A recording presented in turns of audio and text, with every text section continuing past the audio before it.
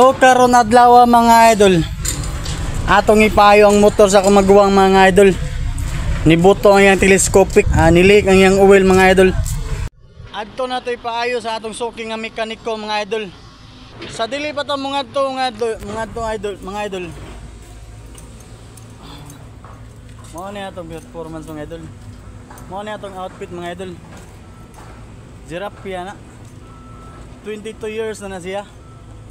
Og karon mga idol, kay gutom naman, mukaon ta ato sa ato ang suki nga kananan mga idol. Ricky's Balbacoa. Ato karon. Mayon tag naapa siya dito karon.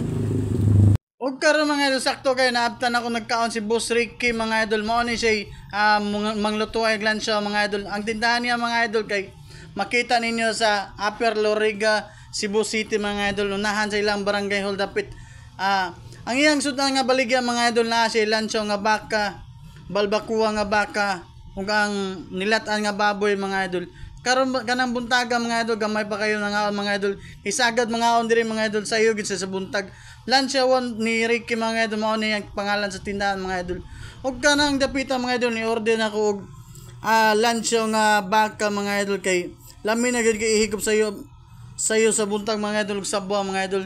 Kanay tagsa ra gud ko makasuro sa iyang tindahan mga idol, mao na nga nakanahon na ako mga idol nga ako siyang duawon sa iyang tindahan mga idol kay lami man gud siya mo timpla mga idol, labi nag naa siya bagoong mga idol o kaning ginamos plus apilan bagyo na to og sili mga idol.